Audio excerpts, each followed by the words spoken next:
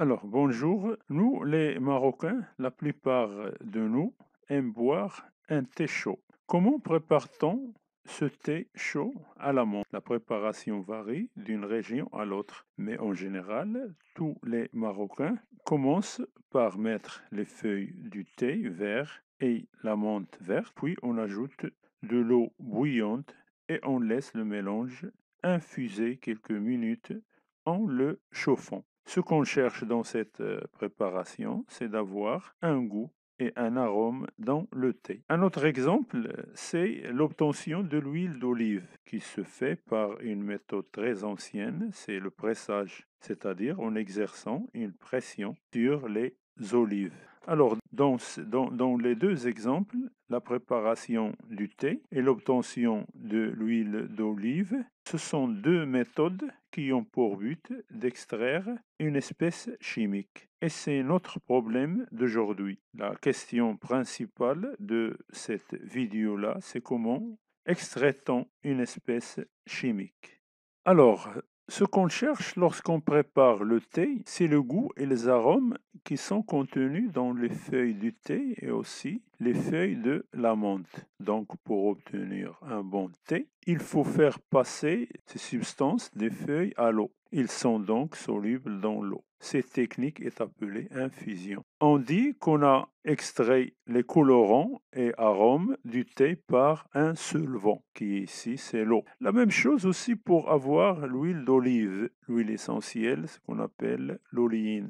On utilise la technique de pressage. Il s'agit aussi d'une extraction. Ces deux techniques-là que l'on a citées ici, l'infusion et le pressage, ce sont des techniques de séparation. C'est comme une autre technique que vous avez déjà vue au collège, c'est la filtration. La filtration aussi, c'est une séparation, ou bien la décantation aussi. La décantation aussi, c'est une méthode de séparation. Ce sont des techniques de séparation. Donc, la question que je pose ici, c'est qu'est-ce qu'une extraction? Alors, la définition d'une une extraction consiste à retirer, extraire une ou des espèces chimiques d'un milieu solide ou liquide. Il existe plusieurs techniques d'extraction, chacune étant adaptée aux propriétés physiques ou chimiques de l'espèce à extraire. Il existe deux procédés plus évolués d'extraction, c'est l'extraction par solvant et l'extraction par hydrodistillation. Alors, l'extraction par solvant, c'est un procédé récent, c'est-à-dire il apparaît au XIXe siècle, car il fait appel à des produits organiques qui n'étaient pas connus auparavant. L'extraction par hydrodistillation, c'est l'un des procédés d'extraction les plus anciennes d'origine arabe. Ces deux techniques, nous étudierons plus en détail. Alors, comment réaliser une extraction par solvant? Alors, l'extraction d'une substance à l'aide d'un solvant s'appuie sur les notions de miscibilité, de densité et de solubilité qui sont déjà abordées au collège. Essayons de faire un rappel de ces notions-là. Alors, commençons premièrement par la notion de miscibilité. Alors, qu'est-ce que c'est que la miscibilité? Donc, on a certains liquides tels que l'eau et l'alcool se mélangent. Si on ajoute de l'eau à l'alcool, donc on obtient un mélange homogène. Donc, on dit qu'ils sont miscibles. Par contre, si on mélange par exemple l'eau et l'huile, alors ces deux liquides-là ne se mélangent pas. Donc les deux liquides, c'est-à-dire l'eau et l'huile, sont non miscibles. Donc, mais comment se positionnent-ils deux liquides non miscibles dans un tube à essai? On va prendre le cas où les deux liquides ne se mélangent pas, c'est-à-dire sont non miscibles. Alors, comment se positionnent ces deux liquides dans un tube à essai? Donc, d'après l'expérience, c'est-à-dire si on prend ces deux liquides-là, on voit bien que là, on conclut que la position des liquides dans le tube ne dépend pas du volume utilisé. C'est-à-dire si je change le volume, toujours l'huile se met en haut, c'est-à-dire il est au-dessus de l'eau, au-dessus de l'eau. Mais il dépend uniquement de la nature des deux liquides en présence. Si je change l'huile un autre liquide, donc Ça dépend de la nature. Alors, la grandeur ici qui nous permet de connaître la position de deux liquides par rapport à eux-mêmes, hein, c'est ce qu'on appelle la densité. Vous avez déjà vu ça au collège, hein. Donc, définition de la densité d'un liquide. Donc, je définis la densité d'un liquide ou un solide par rapport à l'eau. On prend comme référence ici, c'est l'eau liquide est égal au quotient de la masse d'un volume V de ce corps par la masse M0 d'un même volume d'eau. Ces deux volumes sont mesurés dans les mêmes conditions de pression et de température. D est égal à M sur M0. Hein. C'est la définition de la densité. J'espère que vous avez vu ça au collège. Donc, comme une remarque ici, que la densité s'exprime par un nombre sans unité. Et je peux prendre ici un exemple ou une application, c'est le toluène et l'eau. Ce sont deux liquides non miscibles. Le toluène, c'est une substance chimique, c'est-à-dire c'est un solvant. Donc, mais avec de l'eau, ces deux liquides-là sont non miscibles. Alors, le toluène a une densité par rapport à l'eau et D est égal à 0,86. On met les deux liquides dans un bécher. Que constatez-vous? Expliquez pourquoi. Donc, à partir de la densité, vous connaissez bien que la densité de l'eau, c'est 1. Donc, la densité de toluène, vous le remarquez bien, qui est inférieure à la densité d'eau. Donc, sous l'effet de la pesanteur, donc l'eau est plus pesant que le toluène. Donc, il se positionne au-dessous de la toluène. Donc, la toluène sera en haut. Alors, maintenant, deuxième notion qu'on va parler ici, c'est la solubilité dans un solvant. Alors, la solubilité, vous avez vu ça c'est-à-dire au collège. Prenons un petit exemple très simple. Dans un premier tube à essai, on introduit 5 ml d'eau distillée, puis on ajoute quelques cristaux de sel et on agite pendant quelques minutes. Alors, qu'est-ce qu'on observe ici? Ce qu'on observe, que les cristaux de sel sont entièrement disparus dans l'eau. Alors, la solution obtenue n'est pas saturée. Premièrement, on n'a pas arrivé à la saturation. Vous avez vu ça au collège. Si on ajoute encore du sel, on constate que quelques cristaux restent au fond du tube. Donc, on dit alors que la solution aqueuse est saturée. Donc, on conclut ici que le sel est soluble dans l'eau. Le sel, ça s'appelle la soluté, l'eau et le solvant. Alors, qu'est-ce que c'est qu'ici la solubilité? Comme conclusion, la solubilité d'une espèce chimique dans un solvant est égale au quotient de la masse de soluté, espèce chimique, dissous dans la solution saturée en grammes, par le volume V de la solution considérée en litres. On la note S. Donc, S est égal à M sur V.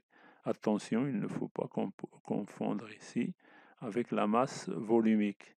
La solubilité, c'est la masse qu'on le dissout dans un volume V de solvant. Exemple, ici, je prends la solubilité de diiode dans l'eau à 25 degrés Celsius est de 0,34 g par litre. Dans le cyclohexane, donc le diode, elle est soluble aussi dans le cyclohexane, sa solubilité est égale à 28 g par litre. Alors, dans cet exemple-là, on remarque bien que la solubilité de diode dans l'eau, elle est moins soluble que celle dans le cyclohexane, où on dit que le diode est très soluble dans le cyclohexane. Alors, vous voyez bien, 28 grammes par litre et 0,34 grammes par litre. Alors, comme on a dit déjà qu'on va intéresser dans cette vidéo-là à deux méthodes d'extraction. Extraction par un solvant et extraction par hydrodistillation. Alors, le principe d'extraction par un solvant, voilà, je vais vous donner ici le principe. L'extraction par solvant permet d'extraire une espèce chimique d'un milieu solide ou liquide par solubilisation dans un solvant. Celui-ci peut être de l'eau, mais généralement, il s'agira d'un solvant organique issu de la chimie du pétrole. Par exemple, le cyclohexane, l'éther de pétrole, le toluène. Alors maintenant, comment peut-on choisir un solvant? lorsqu'on veut, par exemple, extraire une espèce chimique. Alors, il y a trois conditions pour choisir un solvant convenable à l'extraction d'une espèce chimique. Le solvant extracteur est choisi de telle sorte que l'espèce chimique à extraire y soit le plus soluble possible. Deuxième condition, le solvant doit être volatile à température d'ébullition faible pour s'évaporer facilement. Il faut qu'il s'évapore, par exemple, à une température très faible, c'est-à-dire une température ambiante à 20 degrés, 25 degrés, 30 degrés. Il ne demande pas, par exemple, une haute température. Troisième condition, c'est que le solvant d'extraction doit être non miscible avec le liquide contenant l'espèce chimique à extraire.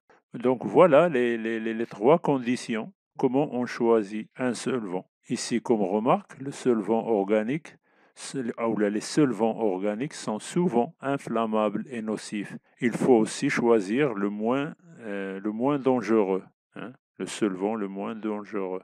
Alors maintenant, comment on réalise une extraction par solvant? Deux cas pour faire cette extraction par solvant. Le premier cas, c'est faire une extraction liquide-solide et le deuxième cas, c'est une extraction liquide-liquide. Bon, ici, je vous propose deux animations pour faire ces deux extractions, c'est-à-dire solide-liquide et aussi liquide-liquide. Donc, on commence par liquide-liquide.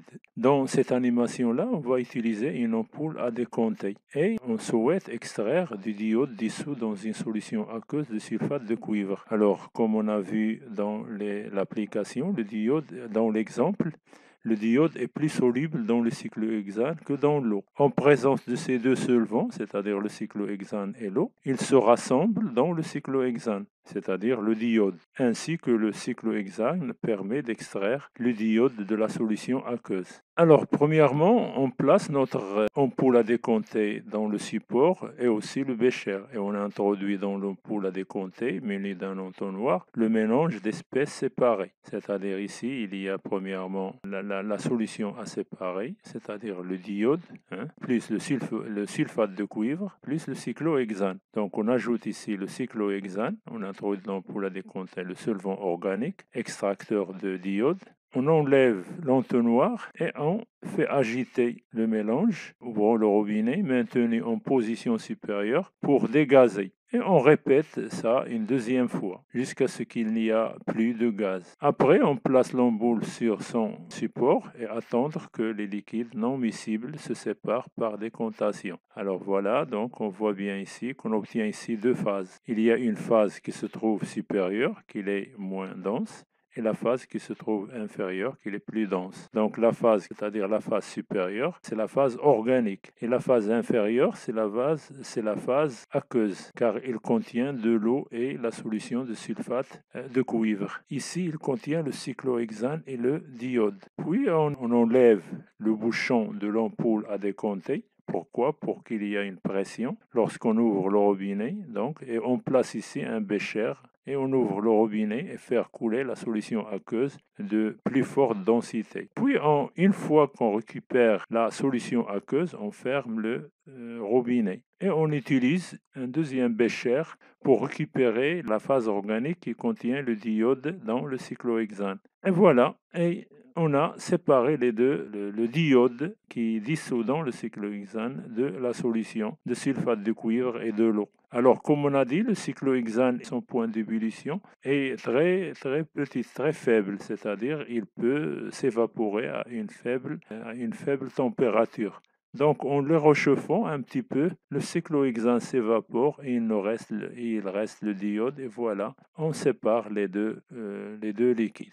Alors maintenant, pour faire une extraction liquide-solide, je vous propose la méthode de la filtration sous vide. Je vous propose cette animation-là, filtrer sous vide. Il s'agit de séparer un solide d'un liquide dans lequel il ne se dissout pas. Le solide ne se dissout pas dans le liquide. Pour faire cette méthode-là, on a besoin ici d'une potence où on met ici une fiole à vide avec Büchner, un tuyau souple, trompe à eau munie d'un clapet anti-retour qui est branché sur un robinet de ce type-là. Puis on ouvre le robinet, on place un filtre dans le Bichner et l'humidifier. Donc, on prend notre mélange solide-liquide et on le verse, c'est-à-dire un agitateur de verre qui guide le versement du mélange. Donc, lorsqu'on ouvre c'est-à-dire puisque le robinet est ouvert, donc il y a ici une pression qui se manifeste à ce niveau-là pour, c'est-à-dire inspirer le liquide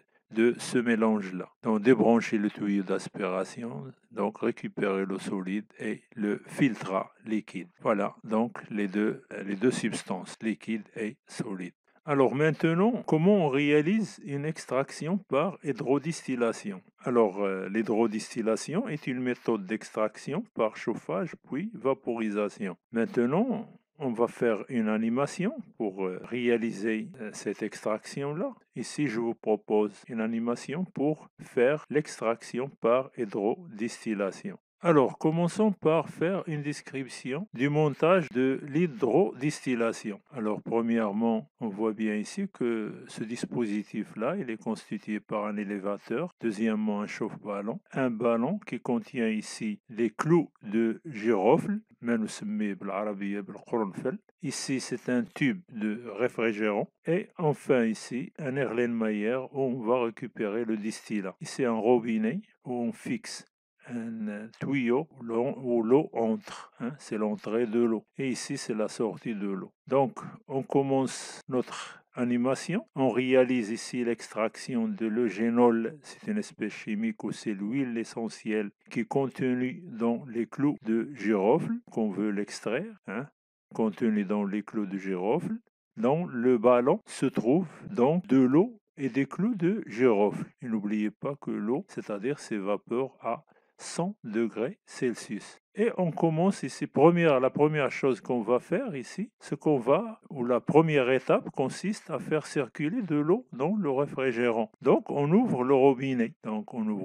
Voilà, l'eau circule dans le réfrigérant. Puis, deuxième chose qu'on va faire ici, c'est qu'on va mettre en marche le chauffe-ballon. Alors lorsqu'on met en marche le chauffe-ballon, le mélange ici va se chauffer jusqu'à la vaporisation, c'est-à-dire lorsque la température atteint 100 degrés Celsius, le mélange bout et l'eau va vaporiser. Alors lorsque l'eau vaporise, il va entraîner avec elle l'espèce chimique qu'on veut le récupérer des clous de girofle, donc il va entraîner avec elle le génol. Ensuite, au contact de l'eau froide, c'est-à-dire ces vapeurs-là, lorsqu'ils sont en contact avec l'eau froide, l'eau froide qui circule dans le réfrigérant, la vapeur se condense en petites gouttes. Donc l'eau froide, qu'est-ce qu'il fait ici? Il se réchauffe. L'eau froide, il se réchauffe. Et on obtient ici des petites gouttes ici qui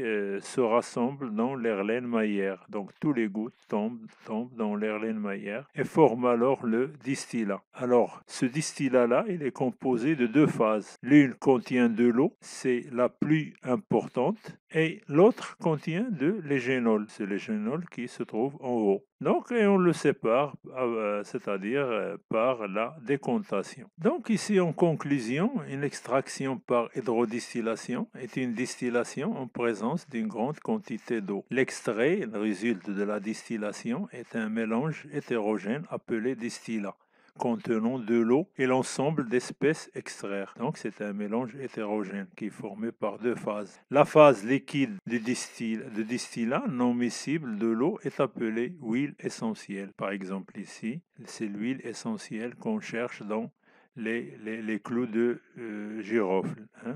C'est le génol. Il est généralement très parfumé et volatile. Et merci et à la prochaine vidéo, Inch'Allah.